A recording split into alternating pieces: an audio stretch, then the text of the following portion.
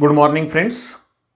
Today we discuss in the topic that is the some basic concepts of a chemistry, the important article of this topic as well as the important and basic point of the chemistry, and that one is nothing but the mole concept. Okay, actually this mole concept which can be already studied in 9th या 10th standard, but in 11th standard it can be deeply studied, that is the mole concept. Okay, so see first one, what is the definition of a mole, how it can be calculated. Then the next term is the very important, and that one is nothing but the molar mass. Okay, in last video we discussed that is the molecular mass.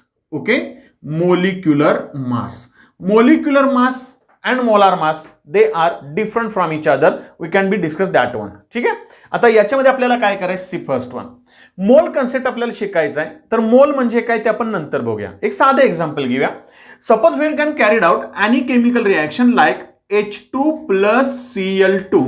At that time you can write here there is the formation of twice HCl. He reaction आपली झालेली आहे बाळांनो, बरोबर आहे. किंवा आणखीन एक तुमच्या माहितीची रिएक्शन देतो. when the one molecule of sodium hydroxide combines with one molecule of HCl, at that time what happens here, there is the formation of NaCl plus H2O. that one is called as the neutralization reaction. बरोबर आहे. आणखीन एक reaction लक्षात घ्या, reaction आपल्याला लिहायला जमली पाहिजे, लक्षात घ्या, समजून चला. Nitrogen and hydrogen combines with each other, there is the formation of ammonia. N2 plus H2 gives NH3. NH3 म्हणजे अमोनिया. ओके, आता इथं दोन नायट्रोजन आहेत म्हणून आपण इथं काय करणार, ट्वाइस NH3. 6 हायड्रोजन झाले म्हणून तुम्ही इथं काय करता, थ्राइस H2 करता. बरोबर आहे. आता ह्या 3 रिएक्शन्स तुम्ही लिहिलेल्या आहेत आणि अगदी सुरुवातीला आपण म्हटलं होतं when can write a chemical reaction at that time the substances या elements which can be involved in that chemical reaction they are written in their molecular formulae. आठवतंय का बघा, म्हणजे रिएक्शन लिहिताना आता मला HCl तयार करायचं आहे म्हणून मी असं नाही लिहिलं H plus Cl gives HCl. H plus Cl gives HCl लिहिलं तर एक H आहे, एक Cl आहे, एक HCl आहे, बॅलन्स आहे. पण ही रिएक्शन चुकली आपली. का चुकली, तर HCl चा मॉलिक्यूल हा इथं आला, हायड्रोक्लोरिक ऍसिडचा मॉलिक्यूल काय HCl तो लिहिला, हायड्रोजनचा मॉलिक्यूल काय H2 लिहिताना आपण फक्त H लिहिला, म्हणजे हायड्रोजनचा मॉलिक्यूल लिहिताना H2 लिहिला पाहिजे, because it is the diatomic molecule, atomicity is the 2. शब्द लक्षात आला का बघा.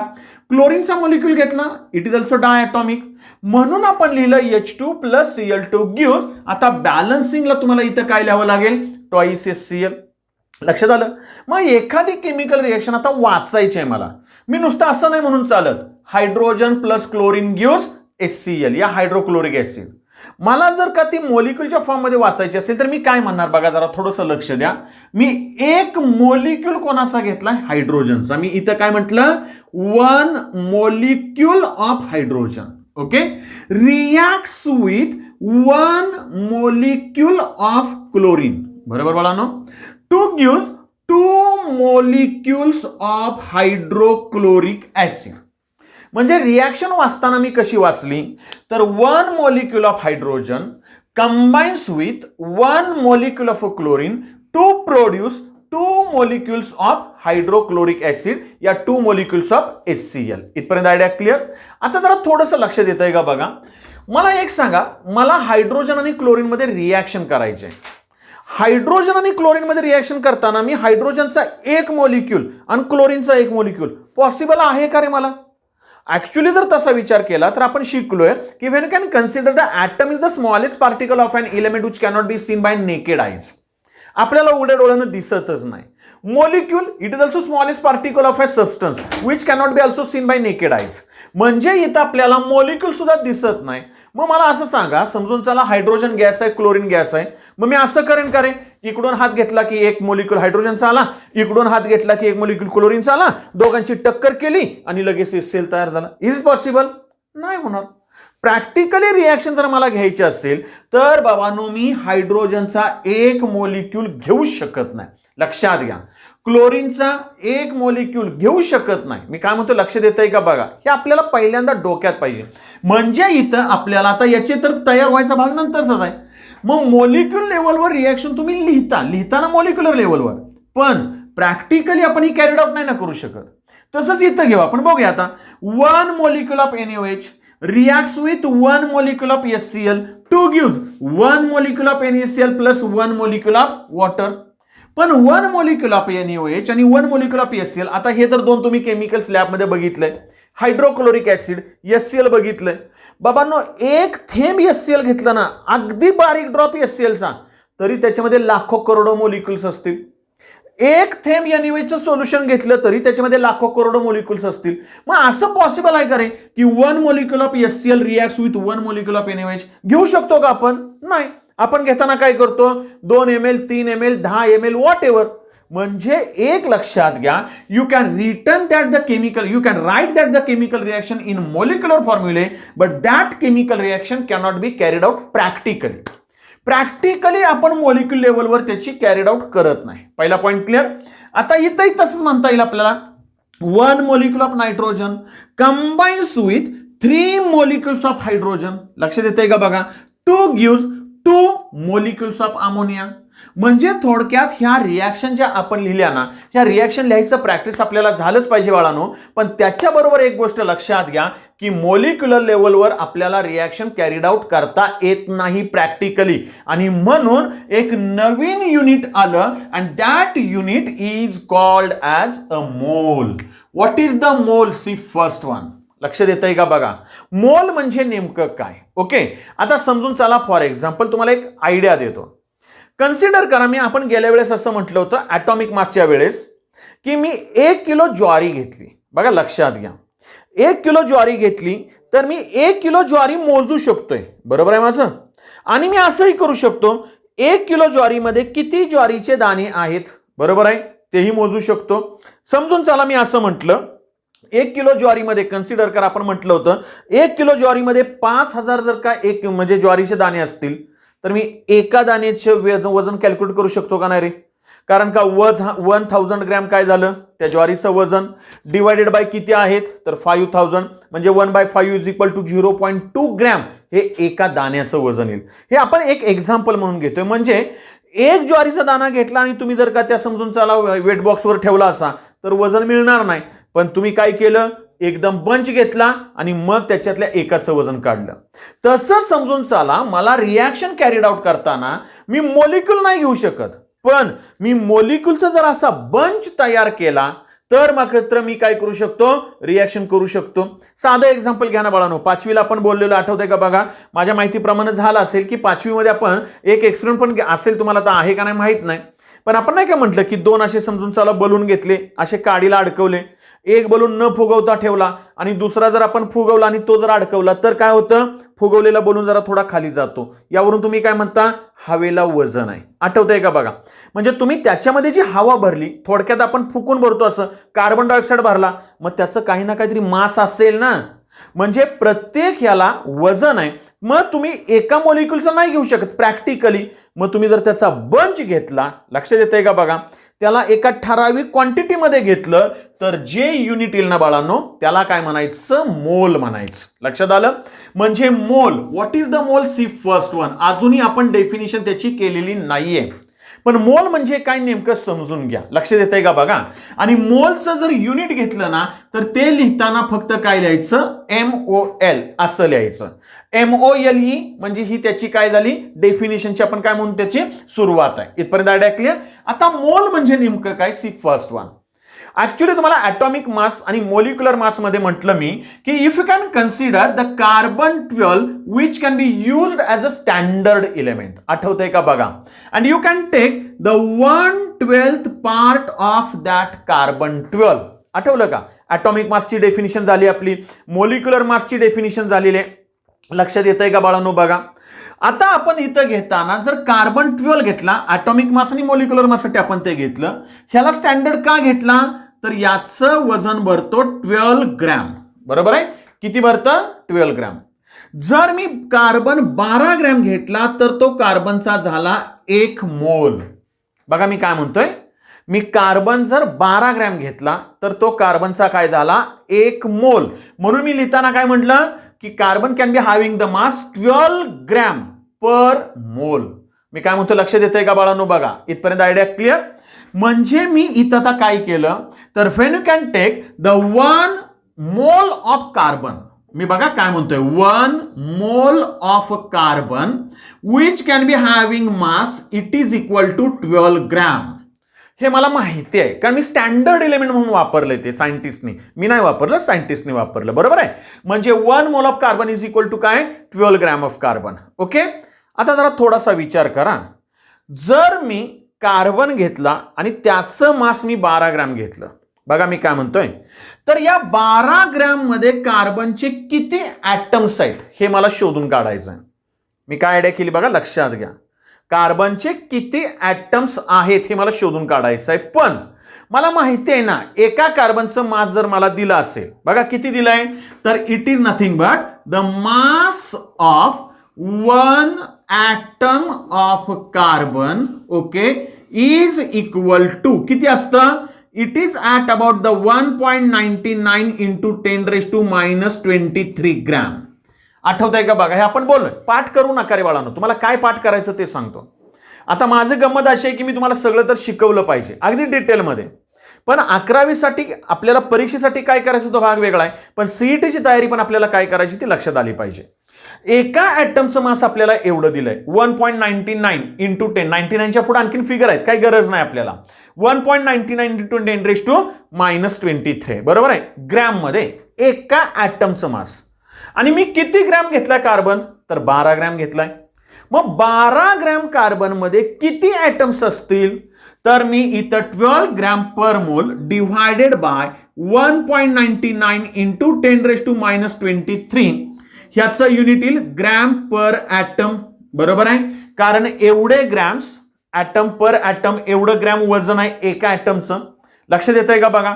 आता काय होईल रे बाबांनो, ग्रॅमला ग्रॅम कॅन्सल होईल, लक्षात घ्या. आता जर का समजून चला आपण वर घेतलं तर इथं 12 डिवायडेड बाय 1.99 इंटू 10⁻⁻23 ह्या दोघांचं घेतलं तर येतं 6.022 इंटू हा वर गेला तर 10⁻23 आलं लक्षात. आणि आता इथं काय येईल मला सांगा, मोल्स पर ॲटम. म्हणजे एक लक्षात घ्या की आपल्याला इथं मी काय म्हटलं लक्षात येतंय का बघा, आपल्याला इथं काय मिळेल तर that one is nothing but the 6.022 into 10⁻23. This one is called as Avogadro's number, and that Avogadro's number which can be determined by mass spectrometer. दोन लक्षात ठेवा शब्द आपल्या पुस्तकात दिलेला आहे बाळांनो. मास स्पेक्ट्रोमीटरनं काय केले ते फाइंड आउट केले. म्हणजे एमसीक्यूला हा मी टाकू शकतो, Avogadro numbers are determined by dash dash dash, तर त्याचं परफेक्ट युनिट काय असेल, मास स्पेक्ट्रोमीटर. लक्षात आलं. मग आता हा अवोगॅड्रो नंबर तुम्ही शिकलेला आहे, म्हणजे याचा अर्थ आता जरा थोडंसं लक्ष द्या. मी इथं एक रिलेशन असं लिहितो की when you can calculate the 1 mole of any substance, कारण कार्बन घेतला तसंच, कार्बन स्टँडर्ड आहे म्हणजे बाकीच्यांचं पण तसंच येणार आहे. कुणाचाही 1 मोल घेतला तर त्याच्यामध्ये काय असतं, अवोगॅड्रोज नंबर असतो. पटतंय. म्हणजे 6.022 इंटू 10⁻23. आता इथं मी ॲटम घेतलं म्हणून ॲटम आलं, मोलिक्यूल असतं मोलिक्यूल, आयन असतं आयन आलं, त्याला इन जनरल म्हणायचं पार्टिकल्स. हा शब्द लक्षात घ्या. म्हणजे तुम्हाला पाठ काय करायचा आहे तर that one is nothing but what I say, the 1 mole is equal to 6.022 into 10⁻23 particles and that one is called as Avogadro's number. पहिला पॉइंट क्लिअर बाळांनो, Avogadro's number which can be denoted by the letter capital N. ठीक आहे. आता कधी कधी capital एनच्या ऐवजी NA असं पण वापरतात, काय प्रॉब्लेम नाही. आता एका वाक्यात सांगतो, समजून चला. मला असं विचारलं डिफाईन अवोगॅड्रोज नंबर, त्याची मला डेफिनेशन करायची आहे, तर मी एकाच वाक्यात सांगतो. डेफिनेशन कशी करायची लक्षात घ्या, पाठ नाही करायचं, हा नंबर नाही सांगायचा की 6.022 into 10⁻23 is called the Avogadro's number. ती त्याची डेफिनेशन नाही, ती त्याची व्हॅल्यू आहे. लक्षात आलं का बघा. डेफिनेशन करायची तर कशी करायची, Avogadro's number is defined as the number of particles present in 1 mole of a substance. मी काय म्हटलं लक्षात आलं का. म्हणजेच काय तर बाबा अवोगॅड्रोज नंबर हा असा नंबर आहे किंवा असे पार्टिकल्स आहेत, जितके पार्टिकल्स आहेत कशामध्ये, जे एका मोल सबस्टन्स मध्ये प्रेझेंट आहेत. What is the Avogadro number? It is the number of particles present in 1 mole of any substance. That one is called as the Avogadro's number. इथपर्यंत आयडिया क्लिअर बाळांनो? म्हणजे इथून पुढे लक्षात ठेवा, मी कोणताही सबस्टन्सचा 1 मोल घेतला, बघा मी काय म्हणतोय, म्हणजे मी 1 मोल ऑफ NaOH घेतलं, जरा थोडंसं समजून घ्या बाळांनो, तर त्याच्यामध्ये किती पार्टिकल्स असणार? तर 6.022 इंटू 10⁻23 पार्टिकल्स असणार आहेत. मी 1 मोल ऑफ NaCl घेतलं तरी त्याच्यामध्ये किती पार्टिकल्स असणार? 6.022 इंटू 10⁻23 प्लस आहे, लक्षात घ्या. नाहीतर दुर्दैवानं 6.022 इंटू 10⁻23 करायला, मायनस नाही बाळांनो, प्लस आहे. म्हणजे याच्यावर तुम्हाला लक्ष देत आहे का? बघा असे पुढे 23 काय येणार, 1 2 3 असे जर पुढे घेतले तर आणखीन 20 काय येतील, 0 येतील. एवढे पार्टिकल्स. लक्षात आलं? काही घ्या, 1 मोल ऑफ मी नायट्रोजन घेतलं, किती असणार? तर नायट्रोजनचे एवढे पार्टिकल्स म्हणजे मोलिक्युल्स असणार आहेत. इथपर्यंत आयडिया क्लिअर होते बाळांनो? लक्षात येते? आता गमतीचा भाग कसा आहे बघा, लक्षात घ्या, समजून चला. फॉर एक्झाम्पल जरा थोडंसं लक्ष द्या. मी असं केलं की when you can consider here, मोलची डेफिनेशन मी अजून पण तुम्हाला बोललेलो नाहीये. लक्षात येतंय का? बघा आता मी मोलची डेफिनेशन करताना वेगळ्या प्रकारे करणार, आपण नंतर करूया, काय प्रॉब्लेम नाही, सावकाश घेऊया आपण. आता मी काय केलं, suppose for example if you have the ideal gas equation, what I say here. आता तुम्ही म्हणाल की आयडियल गॅस इक्वेशन काय भानगड आहे, कारण तुम्हाला खरं ते झालेलंच नाहीये. ऍक्च्युली ते स्टेट्स ऑफ मॅटर मध्ये, लक्षात घ्या, मी स्टेट्स ऑफ मॅटर मध्ये आपण त्याचं डिटेलमध्ये जाऊया. आता तात्पुरतं लक्षात घ्या. ओके, काही गोष्टी पहिल्यांदा सुरुवातीला भलं समजत नसले तर पाठ करायच्या, मी खरं सांगतो, समजत नसल्या पाठ करायच्या. जसा जसा सिलेबस पुढे जाईल का नाही तसं तसं आपल्या लक्षात येतं. आता आयडियल गॅस इक्वेशन तुम्हाला काहीच माहित नाहीये, पण तात्पुरतं लक्षात ठेवा, आयडियल गॅस इक्वेशन काय आहे, तर it is equal to PV is equal to nRT. लक्षात घ्या. Okay, what is the P? P is nothing but the pressure. What is the V? V is nothing but the volume. What is the N? Is nothing but the number of moles. लक्षात आलं? R. What is the R? R is equal to gas constant. Okay, आता तुम्ही म्हणाल हा कसला constant आहे, आपण त्या इक्वेशन मध्ये बघूया, तात्पुरतं लक्षात घ्या. What is the T? T is nothing but the temperature in Kelvin. Okay, आता P म्हणजे प्रेशर आहे. प्रेशर किती घ्यायचं, तर 1 ऍटमॉस्फिअर घ्यायचं.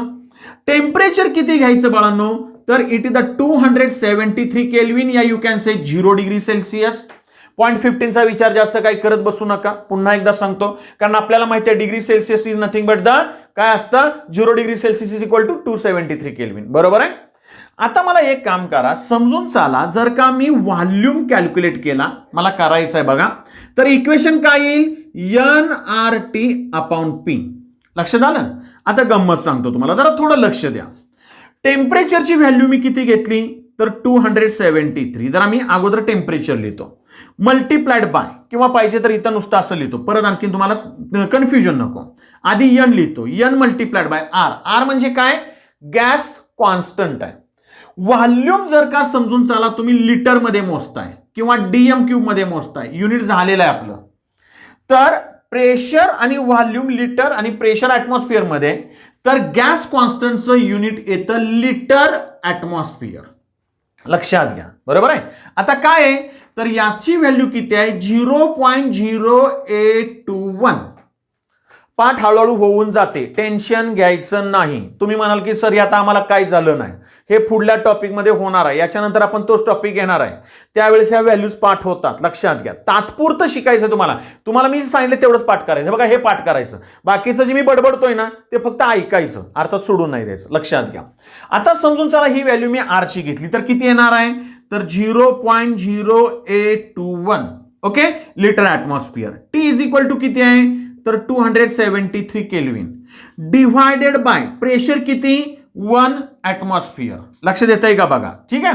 आता मला एक सांगा, पाहिजे तर याचं युनिट लिहा, याचं युनिट केल्विन आहे, याचं युनिट आता इथं लिहितो, जरा थोडंसं ऍडजस्ट करा, लिटर ऍटमॉस्फिअर, याचं युनिट ऍटमॉस्फिअर. बरोबर? ऍटमॉस्फिअरला ऍटमॉस्फिअर कॅन्सल झालं.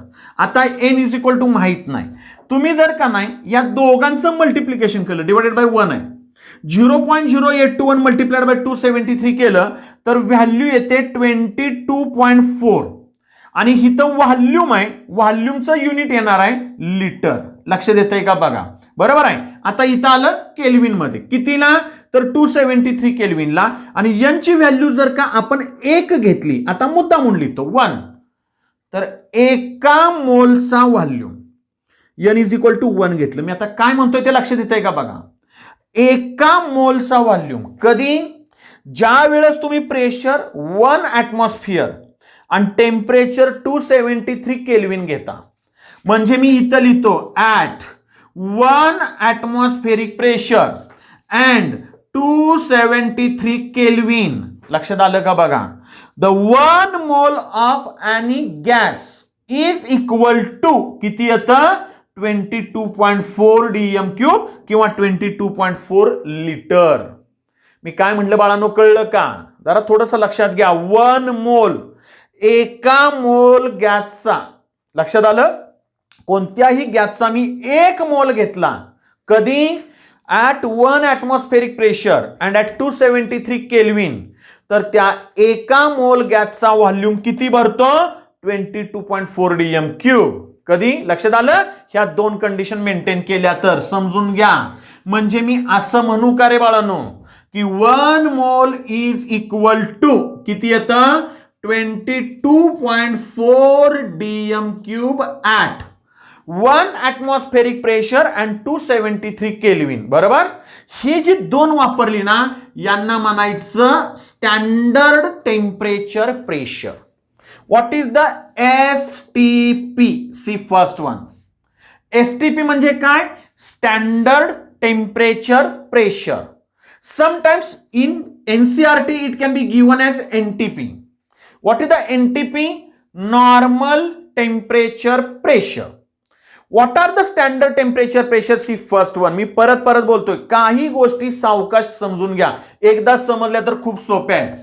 जर का बाळांनो बघा मी काय म्हणतोय लक्षात घ्या. When you can consider here STP is nothing but standard temperature pressure. Okay, standard temperature pressure. What are the values of temperature and pressure at STP? तर temperature is equal to 273 Kelvin. And what is the standard pressure? It is the 1 atmosphere. हे पाठच पाहिजे. STP चा long form पाठ पाहिजे. STP is equal to standard temperature pressure. लक्षात राहील. आणि स्टँडर्ड टेम्परेचर किती घ्यायचं नेहमी, 273 kelvin, not degree Celsius. 273 Kelvin या 0 degree Celsius. And what is the pressure at standard condition? 1 atmospheric pressure. That is nothing but by maintaining the temperature and pressure at standard condition, when you can take the volume of 1 mole of any substance is equal to 22.4 dm³. म्हणजे 1 मोल मी जर घेतला कोणत्याही गॅसचा, लिक्विडचा नाही गॅसचा, तर मग आपल्याला व्हॉल्यूम किती मिळणार, 22.4 dm³. लक्षात येतंय का मी काय म्हणतोय ते. बरोबर आहे. आता आणखीन एक गोष्ट लक्षात ठेवायची.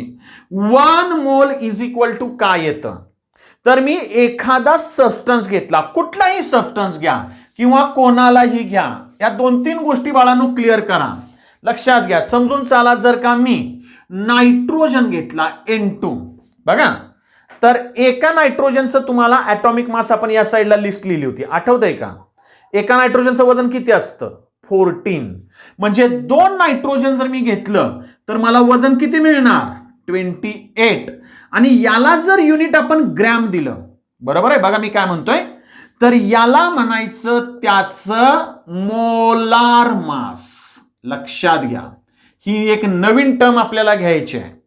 मी मगाशीच तुम्हाला म्हटलं की माझ्याजवळ 2 टर्म्स आहेत. कोणत्या, तर that one is nothing but the molecular mass. पटतंय का बघा. आणि दुसरी टर्म बाळांनो काय घेतोय आपण, तर मोलार मास. बरोबर आहे. आणखीन एक टर्म आपण घेतलेली आहे, that one is nothing but the atomic mass. समजतंय का बघा. एक एक पॉइंट क्लिअर करा. अगदी थोडक्यात सांगतो तुम्हाला. ॲटॉमिक मास म्हणजे कोणाचं, तर इट इज नथिंग बट, अगदी थोडक्यात ह्याची डेफिनेशन नाहीये, डेफिनेशन आपण अगोदर घेतलेली आहे आपल्याला माहितीसाठी. Mass of 1 atom. पण ते घेणार कशात तुम्ही, तर युनिफाईड मास. आठवतंय का, युनिफाईड मास. आणि त्या युनिफाईड मासला 1.66 इंटू 10⁻⁻23 का 24 आहे? एक मिनिट कन्फर्म करूया म्हणजे तुम्हाला चुकायला नको. 1.66 इंटू 10⁻⁻24 या युनिफाईड मासला जे काय येईल त्याला 1.66 इंटू 10⁻⁻24 न मल्टिप्लाय केलं तर ते मास कशात मिळणार तुम्हाला? ग्रॅम मध्ये मिळणार आहे. म्हणजे एका ॲटमचं मास तुम्ही जे घेता ते युनिफाईड मास मध्ये आणि त्याला जर का या फॅक्टरनं मल्टिप्लाय केलं तर बाळांनो ते मिळणार ग्रॅम मध्ये. लक्षात येतंय का? बघा मी परत परत बोलतोय. आता इथं मोलिक्युलर मास कुणाचं घ्यायचं तर इथं आपल्याला माहिती आहे mass of one molecule. Mass of one molecule कशामध्ये घेऊ शकताय? युनिफाईड मास मध्ये. आणि युनिफाईड मासला जर का यानं मल्टिप्लाय केलं तर कशामध्ये मिळेल? ग्रॅम मध्ये. बरोबर आहे. आता जरा थोडंसं लक्ष द्या. ज्या वेळेस तुम्ही मोलार मास लिहिता see first one, what is the basic difference between molecular mass and molar mass? ह्या दोन टर्म्स महत्वाच्या आहेत, दोन्हीमध्ये घोळ नाही घालायचा. मोलार मास म्हणजे काय तर it is nothing but the mass of one mole of a substance. Mass of one mole म्हणजे बाळांनो जरा थोडंसं समजलं तर बघा, मी अहोगॅड्रोज नंबर घेतला तर माझ्याकडे मोलिक्युल्स किती आले? 6.022 इंटू 10⁻23. त्याच्यातल्या एका मोलिक्युलचं मास घेतलं तर त्याला मी म्हणणार मोलिक्युलर मास. आणि ह्या सगळ्या मोलिक्युलचं आलं का डोक्यात? ह्या सगळ्या मोलिक्युलचं मास घेतलं तर मी त्याला म्हणणार मोलार मास. आता डोक्यात आलं? मोलार मास सुद्धा तुम्ही युनिफाईड मास मध्ये सांगताय मल्टिप्लाइड बाय 1.66 इंटू 10⁻⁻24 केलं ग्रॅम मध्ये मिळेल. फक्त एका वाक्यात सांगतो, कोणत्याही सबस्टन्सचं तुम्ही जर मोलार मास घेतलं, जरा थोडंसं समजून घ्या, कोणत्याही सबस्टन्सचं मोलार मास घेतलं कशामध्ये? हा शब्द महत्वाचा आहे. In grams that is equal to 1 mole. What I से, जर का तुम्ही एखाद्या सबस्टन्सचं मोलार मास घेतलं आणि युनिट त्याला ग्रॅम दिलं तर त्याला म्हणायचं 1 मोल. लक्षात आलं का नाही आलं मला सांगा. म्हणजे बाळांनो एक पहिली महत्वाची गोष्ट लक्षात घ्या, तुम्हाला आतापर्यंत फक्त मी 3च गोष्टी सांगितल्या. ह्या 3 गोष्टी तुम्हाला अगदी डोक्यात फिट करायच्या आहेत. ह्या पाठच करा. मी परत परत बोलतोय. पहिलं पॉइंट कोणता? 1 मोल इज इक्वल टू किती येतं? 6.022 इंटू 10⁻23 पार्टिकल्स. पार्टिकल्स म्हणजे काय तर particles are nothing but atoms, या यू कॅन से मोलिक्युल्स, या यू कॅन से आयन्स, या यू कॅन से प्रोटॉन्स, या you can say electrons, like that one. Okay, ह्या सगळ्याला आपण पार्टिकल म्हणतोय. म्हणजे 1 मोल म्हटलं का नाही की फक्त लक्षात ठेवायचा अवोगॅड्रोज नंबर पाठच झाला पाहिजे. 1 मोल इज इक्वल टू किती येतं? 6.022 इंटू 10⁻23 पार्टिकल्स. पहिला point clear. What is the volume of 1 mole at STP? 1 mole is equal to 22.4 dm³ at STP. STP म्हणजे काय? Standard temperature pressure. And you know very well what is the value for standard temperature and standard pressure? Temperature is 273 kelvin. Pressure is 1 atmosphere. लक्षात येतंय का बघा. What is the mass of that 1 mole? It is called as the molar mass of that substance in. हे unit महत्वाचं आहे. कशामध्ये? Grams मध्ये. म्हणजे हे 3 तुम्हाला पाठ झालं की तुम्हाला वाटतं मला मोल कन्सेप्ट आला. तुम्ही पाठ करता काय प्रॉब्लेम नाही. तुमची मगअप कॅपॅसिटी खतरनाक आहे, तुम्हाला मी खरं सांगतो. पण ऍक्च्युली खरं हे नुसतं पाठ करून फायदा नाही. त्याचं बाळांनो आपल्याला ऍप्लिकेशन आलं पाहिजे, त्याची न्यूमेरिकल सुटली पाहिजेत. 11वीला न्यूमेरिकल्स आपल्याला लिहून सोडायचे आहेत, परंतु 12वीला किंवा मी असं म्हणेन 11वीलाच तोंडी सुटली पाहिजेत. लक्षात घ्या. आपण सगळं प्रॅक्टिस करूया, काही प्रॉब्लेम नाही. इथपर्यंत आयडिया क्लिअर झाली. मग आता परत प्रश्न असा आला, व्हॉट इज द मोल? आता डोक्यात आलं का बघा. मोल म्हणजे नेमकं काय? मी अजून बोललोच नाही ना. मग मोलची डेफिनिशन पहिल्यांदा क्लिअर करा बाळांनो. तुम्हाला अगदी जर खरोखर ज्याचं डोकं चांगलं असेल का नाही त्याला मी सांगायची गरज नाही, लक्षात आली असेल. What is the mole? See first one, the mole is nothing but, या मोल इज डिफाइन्ड ॲज, आता मी उलटा प्रयोग करतोय बघा व्यवस्थित. Mole is defined as the number of the particles present in 12 gram of carbon. मी काय म्हटलं कळलं का बघा. कारण मला माहिती आहे मी पहिल्यांदा सुरुवातीला 12 ग्रॅम कार्बन घेतला होता, त्याला डिवाइडेड बाय एका मोलिक्युलच्या मासनं मी काय केलं होतं, डिवाइड केलं होतं. मला त्याच्यामधल्या पार्टिकलची किंवा ॲटमची संख्या मिळाली. आठवतंय का बघा बाळांनो. कार्बन हा मोनो ॲटॉमिक मोलिक्यूल आहे. कार्बनचा ॲटम पण सी आणि मोलिक्यूल पण सी, म्हणून ॲटम म्हटलं किंवा मोलिक्यूल म्हटलं तरी चालतंय. मी इन जनरल पार्टिकल म्हटलं. म्हणजे मी मोलची पहिली डेफिनेशन काय केली तर mole is defined as the number of the particles present in 12 gram of carbon and actually it is nothing but the Avogadro's number. तुम्हाला मी असं खायचं काही काही वेळा असं देतोय, शेवटी पोटातच जाणार आहे. लक्षात घ्या. आणखीन एक डेफिनेशन सांगता येईल आपल्याला. काय? व्हॉट इज द मोल? Mole is defined as what I say the number of the particles present in 22.4 dm cube at STP. थप्पा मारायला शिकायचं आपल्याला. लक्षात घ्या. ऍक्च्युली थप्पा नाही मारत आहे आपण, फक्त आपल्याला शॉर्टकट्स आले पाहिजेत. लक्षात येतंय मी काय म्हणतोय ते. म्हणजे आपल्याला याप्रमाणे मोलची डेफिनिशन करता आली पाहिजे. That one is called as the mole. म्हणजे फक्त आता आपण काय केलं बाळांनो, काय अर्धा तास आपला झाला असेल याच्यामध्ये मोलची डेफिनिशन आणि त्याच्याशी रिलेटेड आपण हा टेबल तयार केला. लक्षात घ्या. आणि या टेबलशीच रिलेटेड मग काही मोली आपली न्यूमेरिकल्स असतील, ती न्यूमेरिकल्स तुम्हाला मी नंतर घेतो. परंतु अजूनही तुम्हाला मी मोलार मास बद्दल आणखीन जरा थोडंसं डिटेलमध्ये देतो, म्हणजे जरा थोडंसं तुमच्या लक्षात येईल. हे सर्व आपण नेक्स्ट व्हिडिओमध्ये क्लिअर करूया. Okay, thank you very much.